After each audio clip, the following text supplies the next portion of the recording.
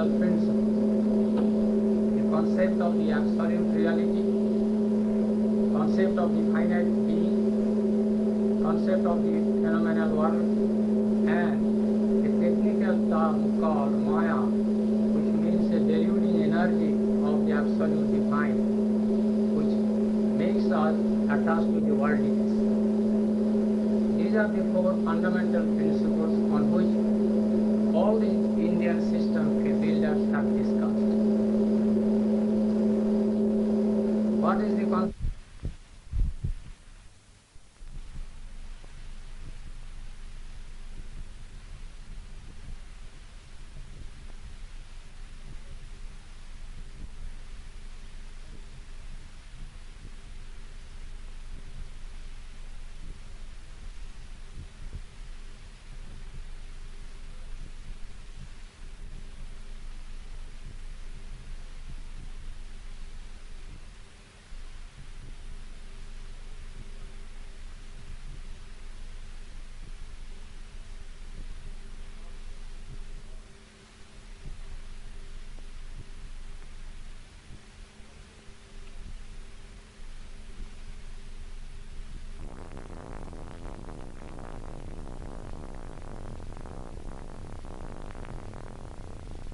World as we see is everything, and this world is real.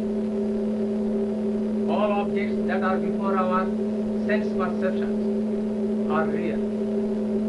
What we see that this is a table, it is real. What we can hear is real. What we can touch is also real. And what we can taste is also real. So by the application of our physical senses, whatever we can receive and see, hear, think, and can come in touch with is really reality in this world. So all our attentions should be directed to the receiving reciprocal objects by the sense application of the individual beings. This led the whole country to a thinking that materialism is everything. The material world is the sole purpose of life. Enjoyment is the supreme purpose of life. We possess senses. The senses have to be applied to the phenomenal reciprocal objects and receive back for our sensual enjoyments. This Epicurean thinking was there in India as a system of philosophical thinking. Now it went on for some time, and people began to realize that our sense capacities are limited. We can see certain things to a certain distance.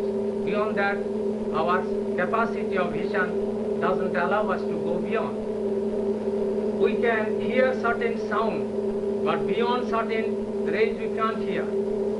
So also we can taste certain things to certain limit. Beyond that, our tongue cannot receive things more than that. In that way, the senses have been examined and their capabilities have been found to be limited. Therefore, the reciprocal objects in the phenomenal world could also be only limited.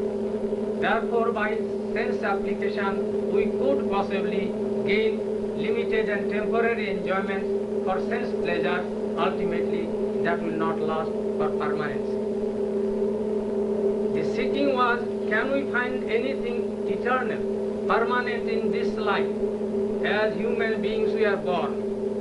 So the other school developed after a long span from the 600 BC down to the end of 7th century AD, when Buddhism prevailed all over India, which ended in nihilistic doctrine. A supreme and a great spiritual person like Shankaracharya flourished by the end of the 7th century and early 8th century, went to the other side. He said, no, all that we say is not real. This world is an illusion. All that we think, that we can see, we can touch, we can receive, we can taste, and we can hear, these are all illusions. They do not really exist. Phenomena don't exist. This is all an illusion due to your self-forgetfulness. When you realize your own self, what you really are, then you will see the world around you is non-existent. It is just the opposite school. One school held the view that this world is everything. Phenomena are the objects to be received in life, and we, our senses, will receive the enjoyments from the objects before us. Now, the reality of the world was denied by the other school, that there is no reality in this world. Everything is an illusion. The world phenomenal objects are non-existent. Now, subsequently, people began to think, is it really so? Is it not a fact that here is a table? Is it not a fact that trees and birds and beasts and insects, our physical body, our mind, they exist? This is all illusion. Then the third school developed, and they said, no, all that we see is not eternally true. It is also not correct to say that everything is an all illusion. All these specifications in the phenomenal world exist only in the ideas. There are ideas behind the mind of the individual, and those ideas are applied to phenomenal objects, therefore they attain their values. If the ideas are removed, phenomenal objects no more exist before the mind of an individual. When you say that this is a table, there is an idea of a table. Therefore we call it this is a table. If the idea is removed from the back of the mind, it does not exist before him. They give an example. A man whom we say, a man who has got a deranged brain, who you and I say, who takes up a piece of paper and begins to eat, and he says, I am eating sweetmeats. To him, it is sweetmeat. Otherwise he will not eat up a piece of paper. Sweetness he is enjoying in his tongue. He says, this is the sweetmeat which I am enjoying. You and I say, no, he is a deranged brain fellow.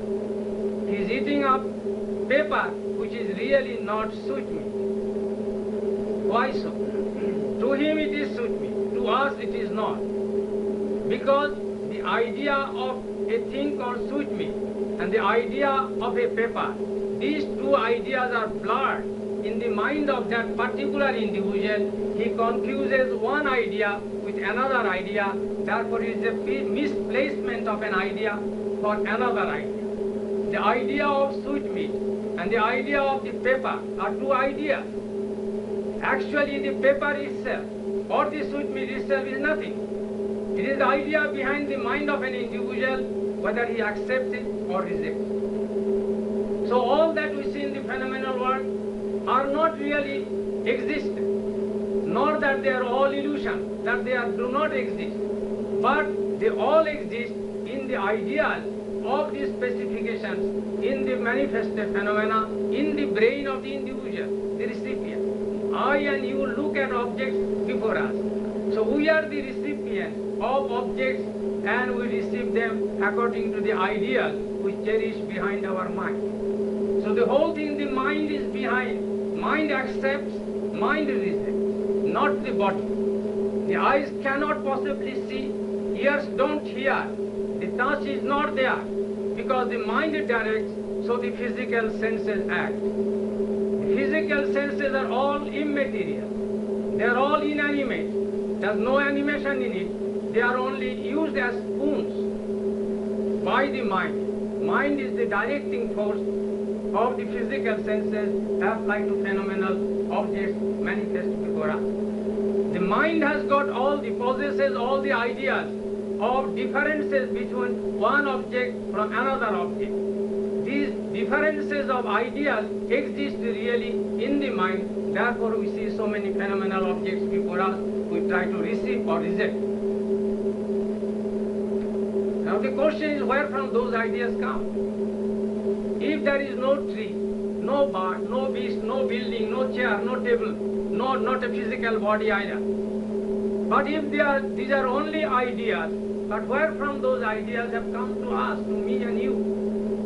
We have an idea of these things, all that we see in the phenomenal world. Could these ideas come out of nothingness? or they have done anything concrete background. Is there any concreteness, reality of the specifications of ideas behind the mind of the individual being who says this is this and this is not this? Now this leads us to a school of thinking which we call theistic thinking.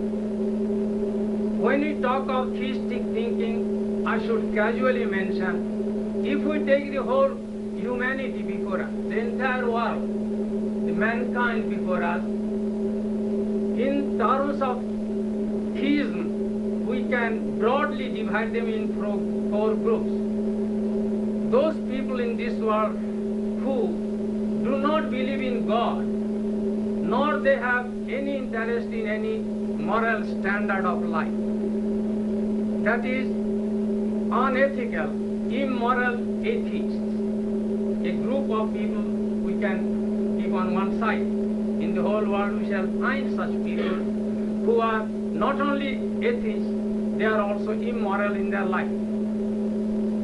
The second group of people will be who don't believe in God, but they give importance to a moral standard of living. That is moral atheists.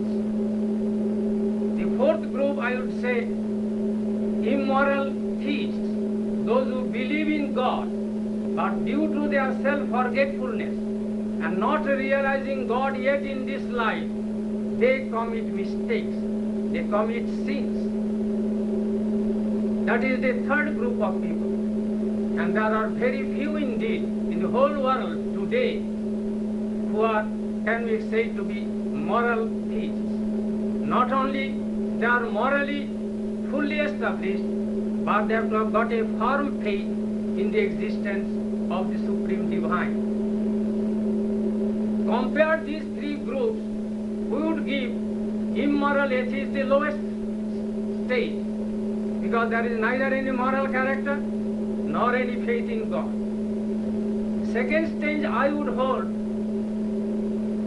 immoral atheists, because this moral conception is only a relative term in this world. There is no absolute conception of morality in this world of limitations. We are bound by time and space, by relative time and relative space. Therefore, there is no absolute standard of morality in this world. Therefore, when we talk of moral life, it is only in relative term of morality against immoral characters.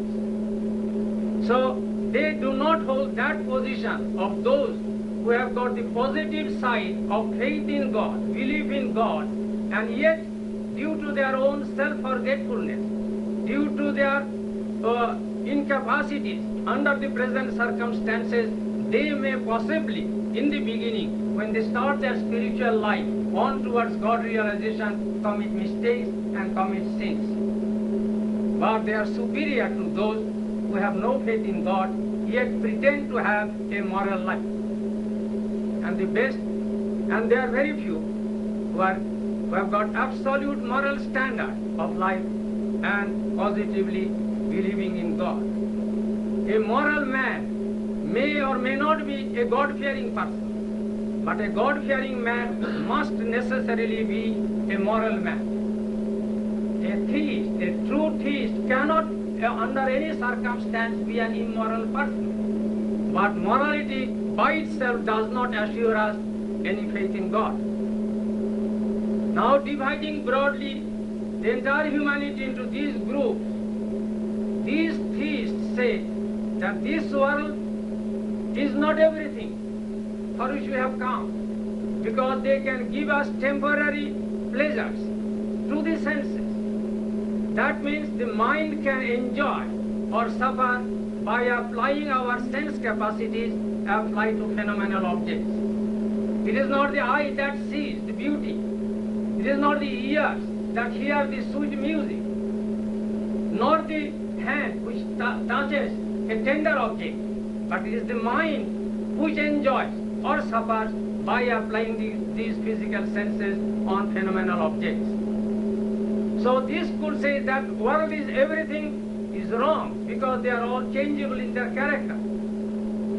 The other school says it is all non-existent. It is all an illusion. Now this thing I shall discuss a little later. Whether this world is all an illusion or there is any reality in it, however changeable that may be. The third school holds that all the phenomenal specifications are nothing but specific ideas entertained by an individual in his brain cells.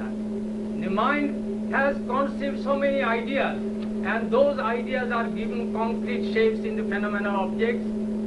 The question then arises where from those ideas have come. That leads us to a plane beyond what we call a three-dimensional space, or what we say transcending the barriers of the physical body and the subtle body of mind, intelligence, ego, and consciousness, mental consciousness.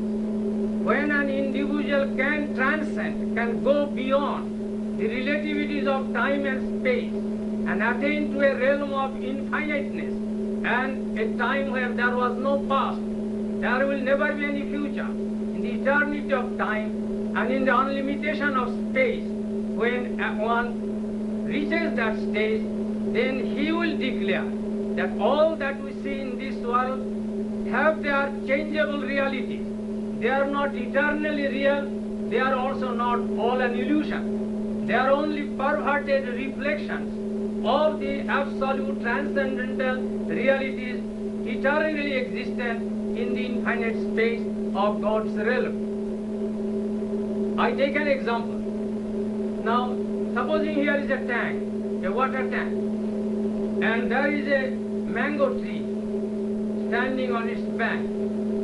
Mango tree I say because I come from India, mango is the best fruit. The mango tree is there. And there is water. There is an argument. There is a tank. There is a real mango tree on its bank. And there is water in the tank. Then what we see? That mango tree is reflected on the water of the tank.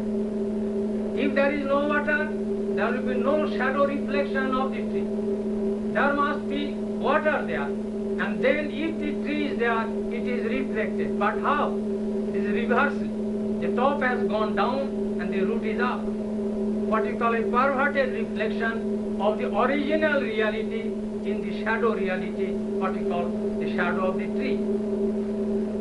Now when the water is calm, in a calm water sheet, from seeing the shadow, we can say this is the shadow of a mango tree, not of a banyan tree. Now it presupposes two things. Unless one has got previous knowledge of what is a mango tree as distinct from a banyan tree, he cannot say by looking at the shadow that this is the shadow of a mango tree.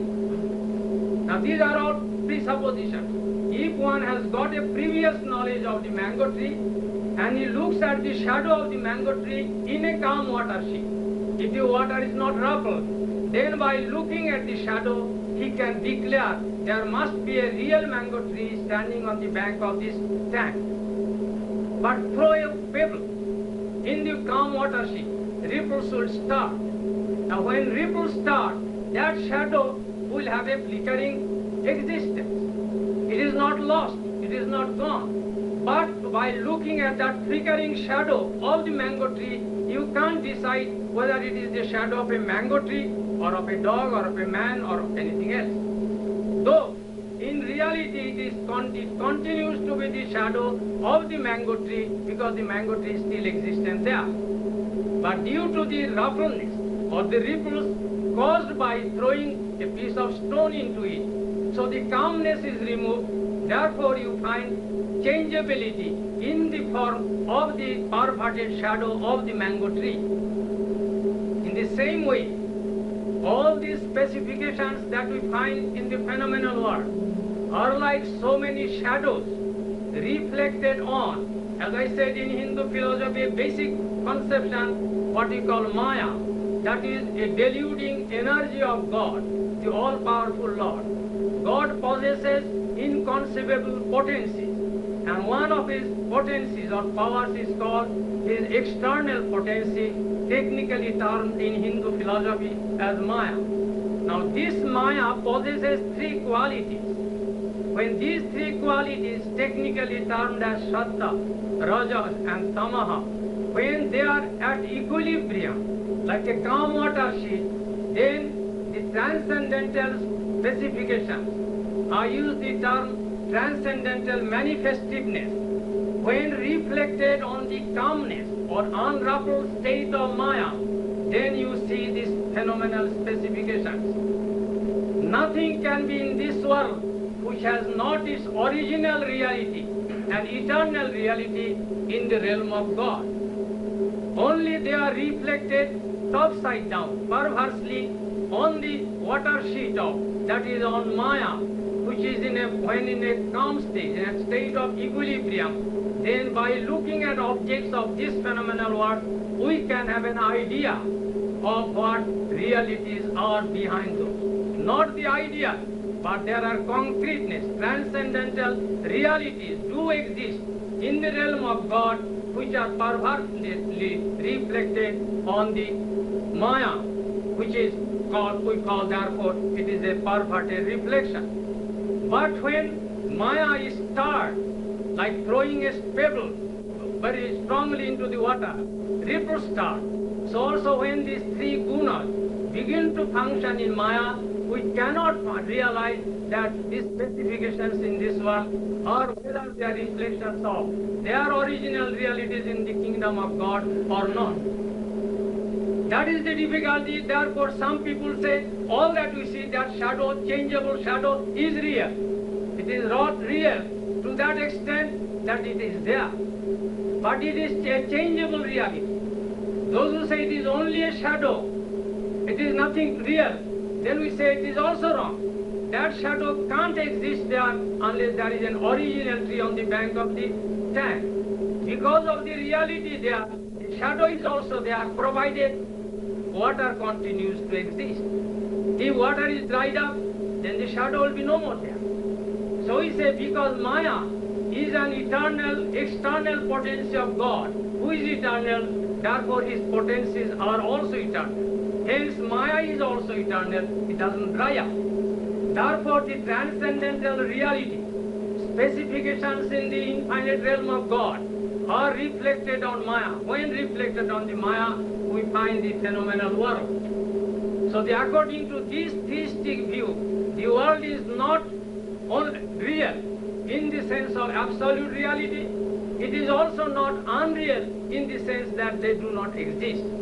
The phenomenal objects are only changeable realities, they being perverted reflections of the original realities eternally existing in eternal time and infinite space, what we call God's realm. This is the school which holds that world is not to be rejected, but God, the world is to help us to look to its original existence. From the shadow, if we are satisfied with the shadow, we don't get the mango fruit. The mangoes are there in the shadow also, reflected on the water. But you can't catch hold of the mango and taste it.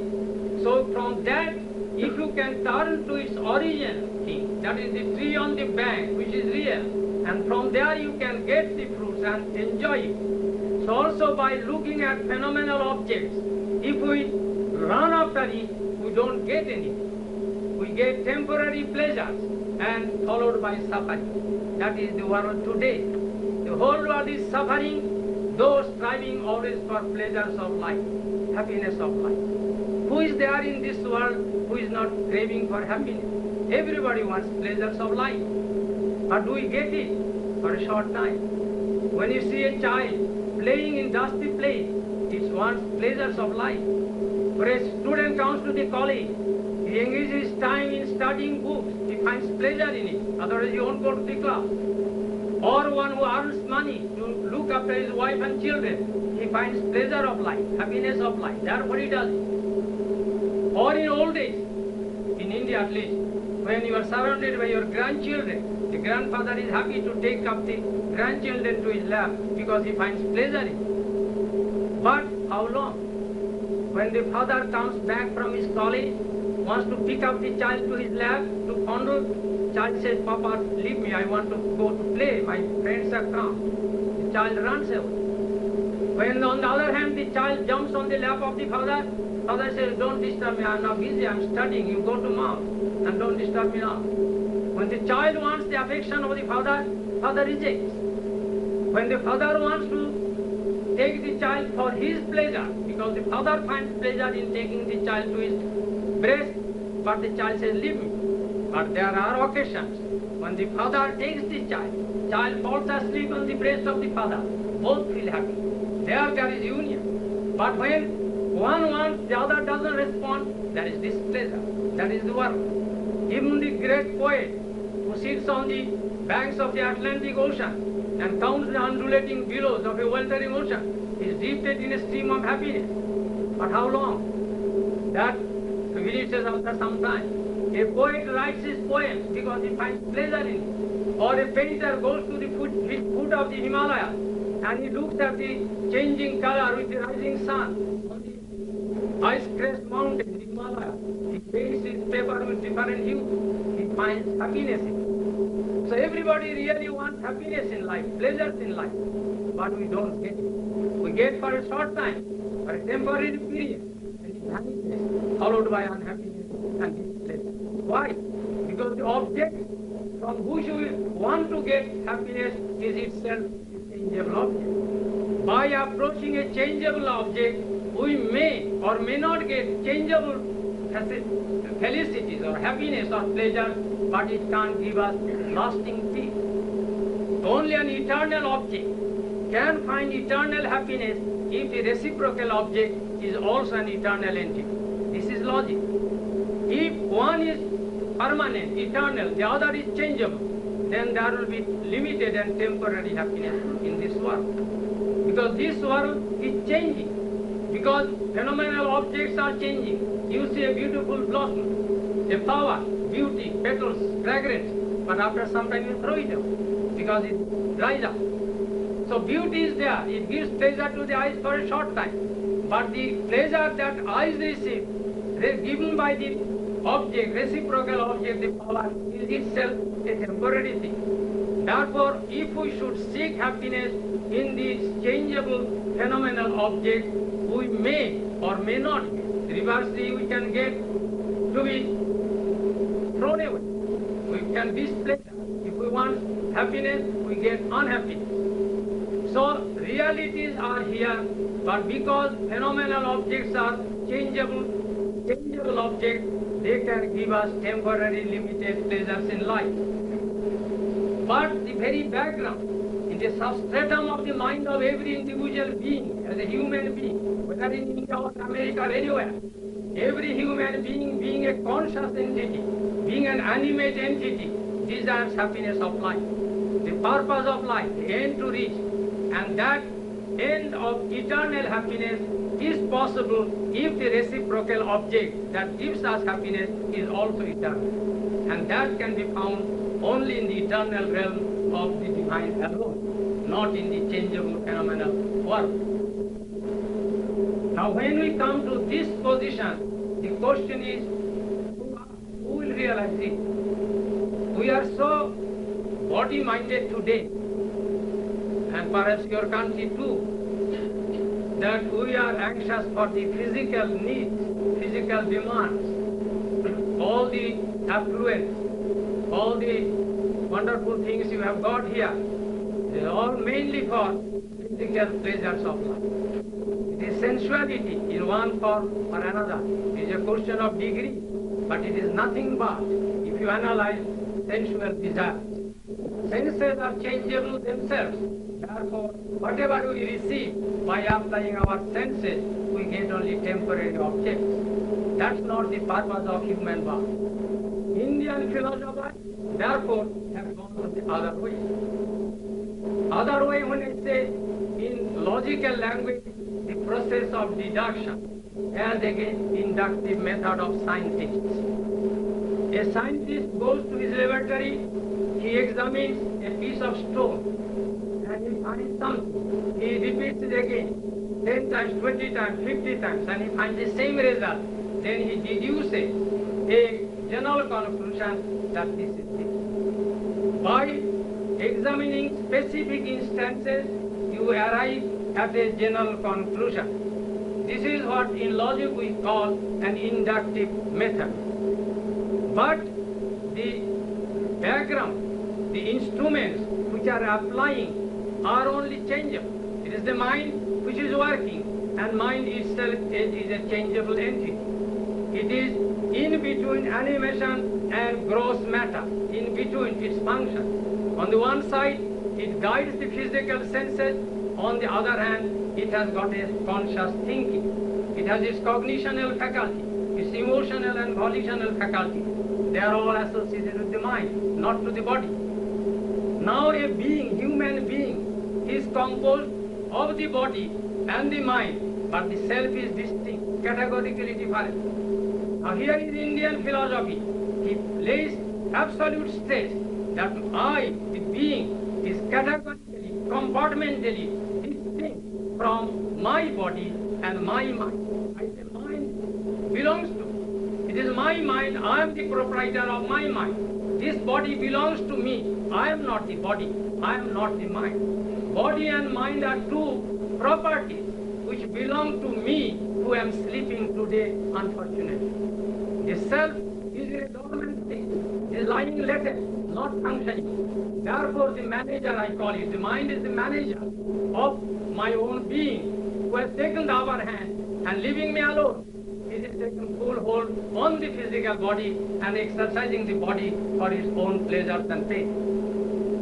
So long we remain in this field, mind has no power to transcend this limitation of the relativities of time and space and come to the realization of the infinite divine. So we have to cross, therefore we say transcend. This is a language I am using, not perhaps in the Emerson sense, because transcendence is used in certain aspects in Western philosophy. I am only translating these two words with a different background, because we have no equivalent words in English language. But that is the nearest language I can use. That the realm of divine is beyond much beyond the physical body, which can at all appreciate, cannot understand. The eyes can never see God, the hand can never touch the feet of God, or mind also can never think of God. It is far beyond mental capability. Because mind's capability will be this cognitive faculty. I can know, mind can know this is good and it is not sweet. Mind has got a limited capacity of knowing things. It can also has got its emotion, but to a certain degree. It has will force to a certain degree. Beyond that it can't go.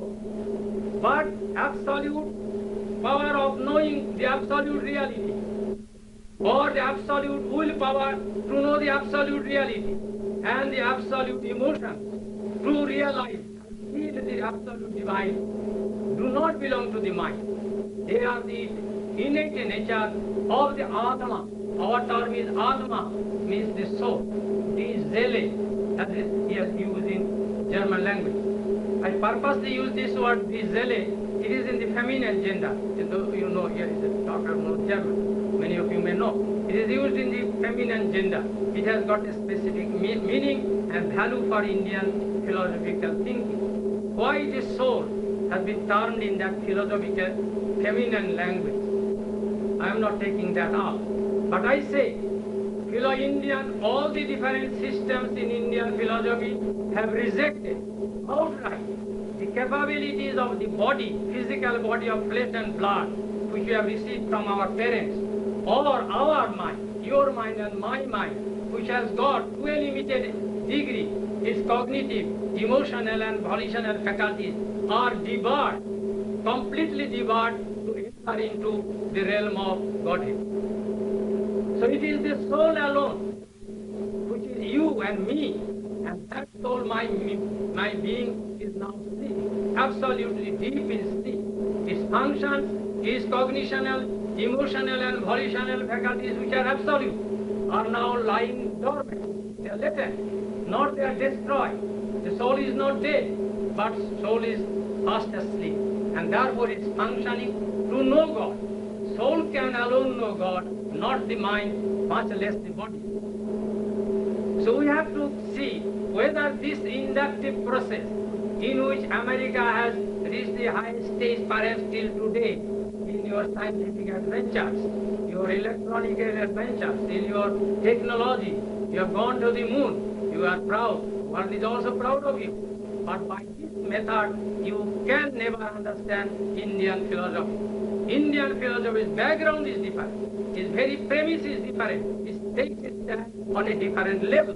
And that level is possible only by the process of what we call deduction. Deductive logic, you all must know, where your major premise is an A proposition in logical language, and if the minor premise be also an A proposition, conclusion must decidedly be an A proposition. If the major premise is all true, absolute, and the minor premise be also an absolute truth, the conclusion must decidedly be also an absolute truth. So, Indian philosophy starts with this question: what is God? Athato Brahma Jignasa. This is the starting point of Indian philosophy. The basic scriptures, the father will know, as I am told, he has studied a lot of Indian philosophy. It is the Vedanta Sutra. Please don't confound Vedanta with Vedanta Sutra. Many Western scholars, leaving aside ordinary people, they confuse the different scriptures of the Hindus. The original scriptures are Vedas. Originally they were three. They are called Troyi. Three combined together, you have a Vedic ritualism. Then the fourth is there, where all the three Vedas are taken together for a specific purpose, for a specific object, and its performance is called Atharva Veda. So these are four Vedas, and of these Vedas there are 1 lakh, that means 100,000 mantras. Out of those 100,000 mantras, 80,000 deal with karma. Karma as a method, a process to God's realization, should, by the way, be differentiated from physical activity, what we call karma. There is always confusion about Indian philosophy. When you say karma pantha, or jnana pantha, or bhakti pantha, or yoga, they are all terms, words only, without going deep into their significance, their connotation, what they really mean. Karma pantha as a path to God realization, at least on way to God realization, is nothing to do with physical activities. That is not karma pantha, that is work karma, activity, physical action. But karma as a method is those application of those mantras, so there are 80,000, is a preparation how this body and the mind can be made to turn towards God. Not that they take us directly to God, they are made to turn towards God. Then 16,000 mantras remaining, they deal with the practical application in life. And the remaining 4,000 are called Upanishads or Vedanta. The term is called Vedanta. Veda means the Veda's original, Anta means end. End of the Vedas is called Vedanta or Upanishad, not Vedanta Sutra. So Vedanta forms the background of all the system builders in Hindu philosophy. That is the background. Now when even those Upanishads became too unwieldy for the people to follow, they were put into aphorisms by Vyasa, one of the greatest spiritual masters of India, of the Hindus in those days. He put all the essences of the Vedanta, that is the Upanishads, in aphorisms, in short words. That is called Vedanta Sutra. After the end of the 7th century, Shankara came in the field of Indian philosophical thinking to systematize in a modern philosophical methodology the background which was originally given by the Vedas and the Upanishads. This systematizing started actually After a long span of Buddhism, as I said in the beginning, from 6th century BC down to 7th century AD, and ended in absolute nihilistic idea, atheism, nihilism, nirvana. Nirvana means cessation, extinguishing, cessation of all animate existence. If you translate it, nirvana means extinguishing a burning light. The light is burning, you blow it up, it vanishes. Where it goes, nobody knows. That is the meaning, literal meaning of it. So, actually it ended in cessation of all animate existences. That was utter atheism. And he was crossed by a very powerful spiritual master who appeared in the philosophical horizon of India at the end of 7th century and early 8th century. For 30 years he was in this world, known as Shankara, who's going to the other side. With the force you throw a ball on the floor, higher it bounces. Because Buddhism said there is no God, Shankara had to say there is only God, nothing else but. That was the background. Because the people forgot all about God. They were made to forget that, don't talk about God. Where is God? Where is God? And Shankara had to assert that there is only God. Brahma only exists, nothing else. So he had a purpose, he had a background, there was a history behind him when he came to the country in India. And so he started his philosophy. Followed in him came 11th century Ramanuja, and then followed by Madhva, and then Nimbarka, Vishnu Swami, and Chaitanya down to the 16th century. These are the accepted system builders in philosophical thinking in what is commonly called Hindu religion. I said it's commonly called as Hindu religion. Why I say that? I say this, I have got a reason for it. Because this word Hindu is a misnomer. In the original authentic literature, there is no mention about Hindu. There is no religion which is called Hindu religion. The exact term is Sanatana Dharma. The word Sanatana means eternal. Dharma means the innate nature of an eternal entity. This is the real meaning of Sanatana Dharma, which is now commonly known in the world as Hindu religion. It never talked about any particular group of people of a particular time in a specific field, here, there, or anywhere. Any eternal entity and its eternal nature in relation to God is called Sanatana Dharma. That is the exact language. Subsequently, it came to be known in terms of history as Hindu religion. By the way, if you permit me to say, here is again a distinction between what is commonly called Hindu religion and other great religions of the world. With all due and sincere respect to the religious susceptibilities of others, you find Islam was founded by Muhammad. There was a founder of Islamic religion. Before that, there was no Islamic religion. Buddhism was founded by Buddha.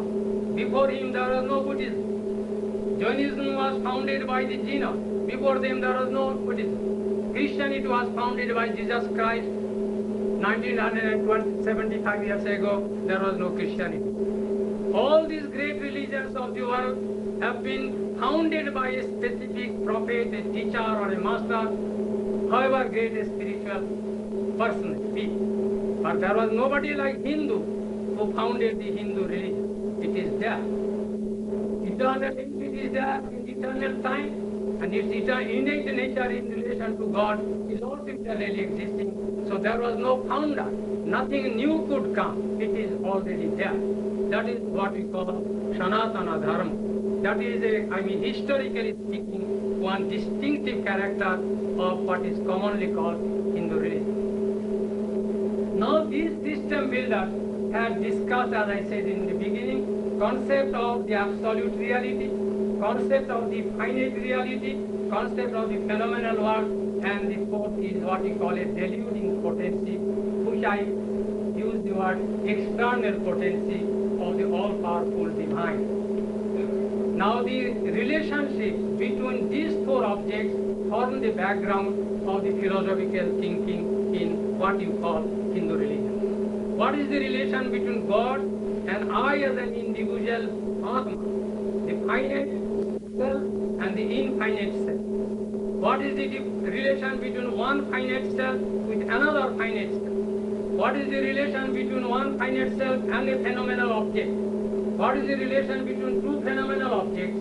And what is the relation between phenomenal objects and the Supreme Divine? These fivefold relationships form the background of all the different system builders in Hindu philosophical thinking. They've all discussed that, and their premises are based on the Vedanta Sutra. Sutra means appreciation, like a thread in a garment. Sutra means a thread, and the Vedanta Sutra, the thread, the Upanishad put in the thread. That is the meaning of Vedanta Sutra.